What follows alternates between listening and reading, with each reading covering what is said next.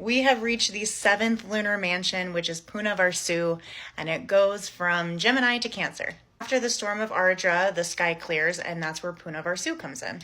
Punarvasu is one of the most quietly powerful nakshatras in all of the lunar mansions because it centers around renewal. It's not about destruction or like a dramatic rebirth, but it's more about coming back to yourself. Translated means returning to the light or coming back again. The moment where you realize what didn't kill you made you stronger and that you survived it. Ruled by Jupiter, so there are themes of growth and learning and grace and wisdom, meaning this nakshatra learns through experience without getting stuck in that experience. And this is the opposite energy of people who go through something traumatic and then they just kind of stay in that grief or that loss or that dark hole, and they're not ever able to really pull themselves out of it. It's like they aren't capable of looking at their situation objectively to remove their ego from it and really be able to learn from those experiences as opposed to letting it ruin their life. I'm saying this from experience because my partner and I just lost a child. And even through an impossible situation like that, I realize that we're not alone. People lose people all the time in their lives. It's just really something that it shakes you. But we have found ways through all of these modalities that we have, these healing modalities and experiences that we've had together, to move through it together and to not feel so stuck in that pain and that loss.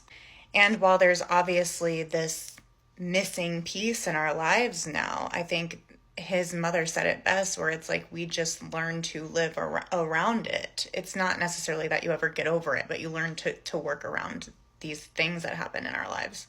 Punarvasu is ruled by Aditi, who is the cosmic mother. So think endless support, endless forgiveness, just nurturing and loving energy. She's like a feminine force. And that supportiveness and unconditional love is seen in this nakshatra. Punarvasu individuals are gentle, optimistic, and very emotionally intelligent. And these people have seen darkness, but they just don't allow themselves to sit and live in it. This nakshatra is associated with healing cycles. So even if things fall apart in their lives, they're actually able to gradually rebuild and usually come out better than before. Have a natural faith. They have a trust that things just will fall into place for them because they have survived so many other things. It's not anymore a philosophy, it's a knowing for them. There is a trust that everything will renew, and again, everything really works out the way that it needs to for their own development and their evolution. You have a Punarvasu placement, you probably are pretty soft-spoken, and you really don't have a need to tell people about your wisdom because you just embody it. They have a generous, nurturing, forgiving nature, almost kind of too forgiving to a detriment, because that's Aditi. Again, it's like the mother who's like, oh, my kid can do no wrong. Like, that is the energy that these people bring, so sometimes to their detriment. Have a lot of patience for others, especially as they're going through traumatic experiences, because they know how much they've grown from it, so they believe other people can grow from it. There's also a strong connection to the home, not just the physical home, but the emotional home. They probably search in their lives for people who make them feel calm, people who make them feel safe. So it's like an emotional safety. They're drawn to places and people who allow them or give them the space to fully be themselves, like where they feel like they're the most themselves and most aligned. Some of our Sioux people are usually excellent teachers. Again, they are very patient with people. They're going to be really good in any profession that involves helping guide people or helping support people through traumatic experiences or through storms, right? Life storms. So healers, teachers, counselors, even parents. Yes, parenting is a job. So Punarvasu is going to be after Ardra's storms. So it's going to explain and share with us how we're able to soften and we're able to start again and renew and pick up the pieces and build something stronger.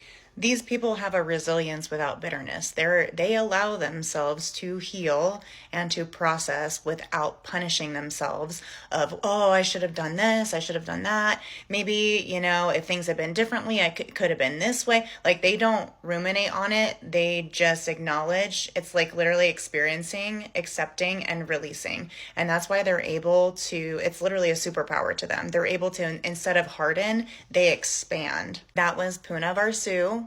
Let me know if you have it in your chart. Comment below. We'll tag somebody below. This has been really fun. I hope you guys are enjoying it and learning a lot. You're basically learning right alongside me, because as I continue to teach, I'm reiterating this knowledge in myself as well. So thank you guys for being here. So fun. Let me know if you have any questions.